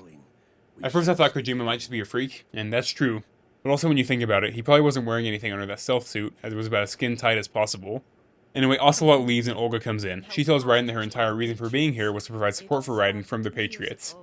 They're holding her child hostage, and his life depends on Raiden's life. She also reveals that Snake and Otacon were the ones who saved her from the tanker crash, so that's why they helped him. She says that Raiden is just a pawn for the Patriots in something called the S3 plan, but she doesn't yet tell us what that is. Olga tells Raiden that he was basically bait to get Snake inside and tells him to find Snake when she frees him. While waiting for Olga to let him out, Raiden has another conversation with Rose, now that they both know his backstory. Jack, I love you the way you are now. You have to believe me. I didn't know anything about you, I admit that. Where you were born, how you grew up. But I know that now. And I know that what I feel for you can only get better. And I'll share in your past if that's the price. It doesn't work that way. No one can share the burden of what I've done. It's not one of those warm and fuzzy things couples share. I accept the good and the bad, Jack. That's what you do for someone you love. Olga then lets him out and Raiden has to run naked into a hangar line with tens of Metal Gear rays. He then gets a strange call from the Colonel. Raiden, do you copy? You must continue your mission. I've lost all my gear. I need to locate Snake. He was never factored into the simulation. Leave him out of this. I think Snake has my gear. Raiden, Take out Solidus and his men. You must recover Arsenal intact. Colonel, are you under orders from the Patriots? Your role, that is, mission, is to infiltrate the structure and disarm the terrorists. My role? Why do you keep saying that? Why not? This is a type of role-playing game. The point is that you play out your part, and I expect you to turn in a perfect performance. Colonel, I just remembered something. What? That I've never met you in person. Not once. Complete your mission, according to the simulation. Colonel, who are you? No more questions. We have Rosemary. What do you mean by that? Over and out. As Raiden sneaks around the new exosuit guards, he continues to get increasingly weirder and weirder calls from the man and Rose. Raiden, turn the game console off right now. What did you say? The mission is a failure. Cut the power right now. What's wrong with you? Don't worry, it's a game. It's a game just like usual. You'll ruin your eyes playing so close to the TV. What are you talking about? Honestly, though, you have played the game for a long time. Don't you have anything else to do with your time? Actually, I'm in really bad shape financially. Infiltrate the enemy fortress, Outer Heaven. Destroy the final weapon, Metal Gear. I hear it's amazing when the famous purple stuffed worm in Flapjaw space with the tuning fork does a raw blink on Harry Carey rock. I need scissors. 61. Even my patience has its limits. I just can't leave this thing up to you any longer. I'll do the fighting. You can just go home. I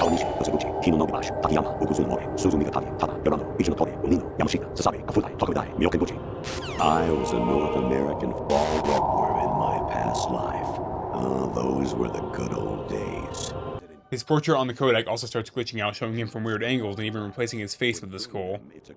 Interrupting the weird calls is another from Rose, where she reveals that she's been a spy from the Patriots the entire time, although she claims to have actually fell in love with Raiden, and she's even pregnant with his baby.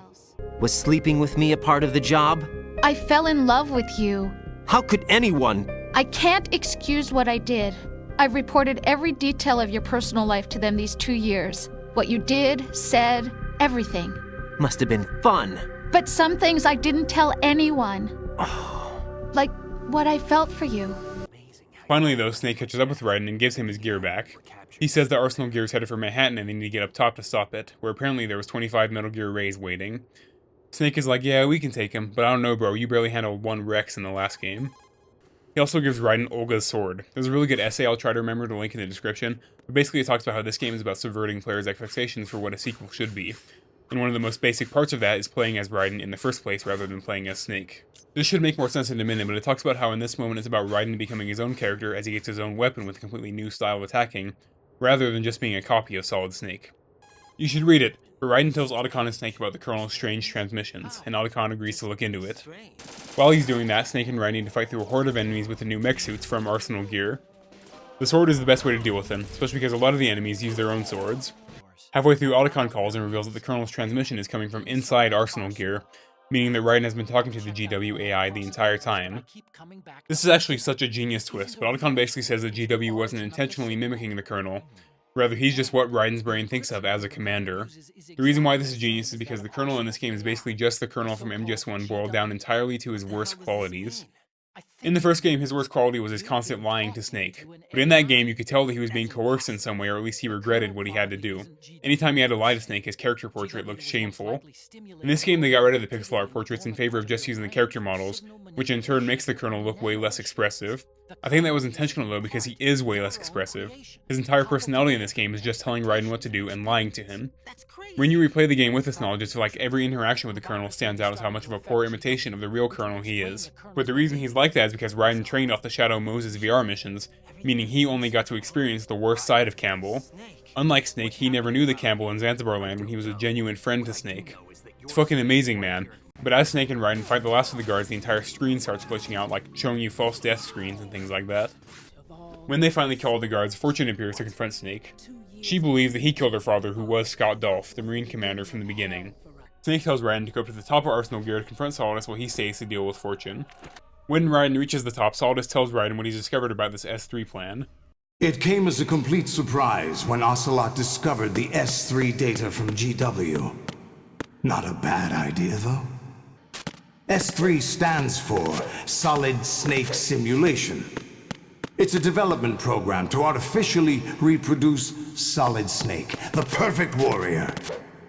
The result is a Foxhound Commando. When Foxhound no longer exists, a simulated Solid Snake shaped by VR regimen. Sound like someone you know, Jack? That's certainly his version of events, but Solidus leaves Raiden to fight like 20 Metal Gear Rays, 3 at a time. This fight is very daunting, but it's actually not super hard. The Rays behave pretty similarly to Rex with a missile attack, machine gun, and laser, however they have no ray dome to destroy. Basically what you have to do is shoot them in the knee with a stinger to open up the mouth, and shoot them in the mouth a couple times. Doing this doesn't actually destroy the Metal Gear, but once they take enough damage they swap out for a fresh one. This fight can be tough if all three decide to spam missiles at you, but it's not super hard. The amount of Rays you have to destroy depends entirely on the difficulty, but no matter that, Raiden is worn out eventually. Before the Metal Gears can take him, Olga arrives to save Raiden, although I'm not sure what exactly she was planning on doing here. Solidus pretty easily kills Olga with his tentacle suit, but the Metal Gears behind him start malfunctioning. Ocelot says this due to the GW virus, so they're under the control of the Patriots. Despite the fact that Raiden just had to fight for his life with a Stinger missile launcher, Solidus manages to destroy the attacking Rays with nothing but a P90. I guess he's just built different. Fortune then arrives with Snake in cuffs. Solidus knocks out Raiden, and he awakes in his own cuffs. Ocelot's here now and he watches as Solidus chokes out Raiden, but not enough to kill him. There's about to be like 4 more twists in store, so get ready. So Fortune planned on stealing Arsenal for herself. Solidus planned on allowing this as the military could pretty easily destroy Arsenal. What Solidus actually wanted was to extract the names of the Patriots from the GW AI. He reasons that because GW is programmed to block the names of the Patriots, it must also have those names stored within it. Fortune tries to leave to do her whole nuke the city plan, but Ocelot decides to give us twist number 2. What are you talking about? Everything you've done here has been scripted. A little exercise set up by us. Exercise? The S3 plan was conceived as a means to produce soldiers on par with Solid Snake. That's what I told you. But the VR training the boy was put through is not the meat of the project. You think this little terrorist incident is your own doing, Solidus? This is the S3 training kernel. An orchestrated recreation of Shadow Moses. He basically says that this entire mission has been engineered to be a recreation of Shadow Moses. The point of this being to create a new VR program that can turn any rookie into a soldier on par with Snake. Ocelot was controlling the entire thing, with Fat Man serving as a test for Raiden to see if he was worthy. Ocelot also tells Fortune directly that her entire tragic backstory was engineered by the Patriots. Not just her backstory though, her powers as well. With the Patriots switching off Fortune's magnetic shielding, they switch it on for Ocelot, who then shoots Fortune in her other heart. Solidus tries his hand too, but just like Fortune, he can't hit shit. Ocelot tries to nuke them, but Fortune is still somehow not dead and actually manages to harness her powers and deflect the missiles. Fortune finally dies after that. Before Ocelot can completely glass the Snake Squad, Liquid regains control of him through his arm. It was actually Liquid that gave Snake and Otacon the intel for this mission, thus it was him that's been fucking up the Patriots simulation. Remember how the Colonel was constantly telling Raiden to avoid Snake due to him not being a part of the simulation? Liquid heads off in Metal Gear to find and kill the Patriots using Ocelot's memories, leaving Snake and Solidus to die. Snake chases after him, grabbing onto Metal Gear Ray, leaving only Raiden and Solidus on Arsenal Gear. The corrupted GWA crashes Arsenal Gear directly into the middle of the city, spilling Solidus and Raiden out onto the roof of Federal Hall. Solidus explains his motivations here. What I wanted to take back from the Patriots are things like freedom, civil rights, opportunities. The founding principles of this country. Everything that's about to be wiped out by their digital censorship. Jack, listen to me. We're all born with an expiration date. No one lasts forever. Life is nothing but a grace period for turning the best of our genetic material into the next generation. All I want is to be remembered by other people, by history. The Patriots are trying to protect their power, their own interests, by controlling the digital flow of information. I want my memory, my existence to remain. Much like George Washington, Solidus has no children, so he wanted his legacy on the world to be freeing the country from the grip of the Patriots. Raiden then gets a call from the Colonel and Rose, both of which are now AI. This conversation between them is really good. I'll play some of it, but honestly you should go watch the whole thing, but it is like 15 minutes long. Only GW Who are you? To begin with, we're not what you'd call human. Over the past 200 years, a kind of consciousness formed layer by layer in the crucible of the White House. It's not unlike the way life started in the oceans 4 billion years ago. The White House was our primordial soup, a base of evolution. Cut the crap! If you're immortal, why would you take away individual freedoms and censor the net? Jack, don't be silly. Don't you know that our plans have your interests, not ours, in mind? So let me summarize. First of all, GW isn't the only AI. The Patriots themselves are just AIs. Their goal with the GW censorship is basically this. They say that there's simply too much information available on the internet. But in the current digitized world, trivial information is accumulating every second, preserved in all its triteness, never fading, always accessible. So much that no one can ever know what's true and what isn't. Let's think about an example here, climate change. You can find articles and studies both for and against the existence of climate change. Whether they're right or wrong, they're still out there, and if you already believe one side of the argument, you can always find something to back up your position. Thus, any opinion you have can become your own truth, and because it's truth, you can't be convinced otherwise. The different cardinal truths neither clash nor mesh. No one is invalidated, but nobody is right. Not even natural selection can take place here. The world is being engulfed in truth. The Patriots want to put a funnel on the information and only allow through what they believe is beneficial for the public to know. They don't believe that humans are qualified to decide what is truth and what isn't, as we're all inherently selfish beings who will favor whatever truth works best for ourselves. And you think you're qualified to decide what's necessary and not? Absolutely. Who else could wade through the sea of garbage you people produce, retrieve valuable truths, and even interpret their meaning for later generations? Ironic that although self is something that you yourself fashioned, every time something goes wrong, you turn around and place the blame on something else. It's not my fault. It's not your fault. In denial, you simply resort to looking for another, more convenient truth in order to make yourself feel better. Leaving behind in an instant the so-called truth you once embraced. Should someone like that be able to decide what is truth? Should someone like you even have the right to decide? This is an interesting question. A lot of people think this is very prophetic given the time we're living in. I'm sure by now everybody knows the dead internet theory, which states that there is more traffic on the internet from bots than humans. If you want examples of this, just go look at the comments of any big Twitter post or YouTube video. In 2024, the easiest way to get a pretty niche opinion accepted in the mainstream is by using a botnet to push whatever idea that is in social media comment sections. You can then have more bots agree with the initial botted post, and then when a real human comes along, they think like, wow, this insane stance I've never heard of is actually pretty popular, then they might adopt it themselves. So it's prophetic in that way. However, you also have to remember that in the late 90s, early 2000s, when this game dropped, internet censorship was a big topic in Congress. So while the idea of AIs controlling the flow of information was an insane prediction, the idea of the government wanting to censor the internet and the information on it was not. Anyway, the last thing the Patriots revealed was that the S3 project was not at all what Ocelot thought it was. S3 was the final training exercise for the GW AI. The point of all of this being to train it on how to control and manipulate a person to do exactly what you want them to do. Raiden was the guinea pig here, and you can see how it was a success, as despite his constant better judgment, Raiden kept going along with the Colonel. It is a method, a protocol that created a circumstance that made you what you are. So you see, we're the S3, not you.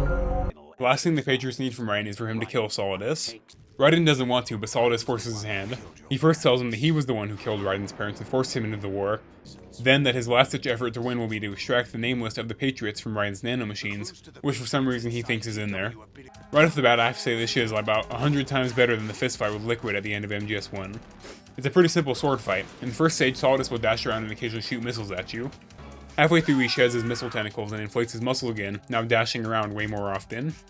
But Raiden finally kills Solidus, fulfilling the Patriots' goal and finishing their simulation.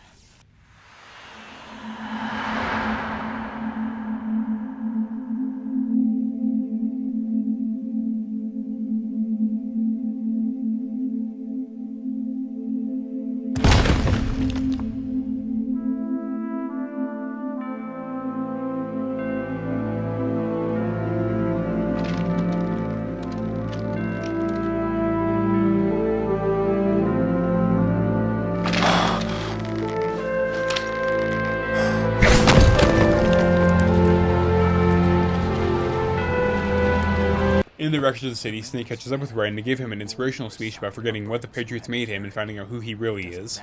Raiden tosses away the dog tags with the player's name on them and reunites with Rose, although they both definitely have some baggage to work through. I remember now. Today is the day I met you.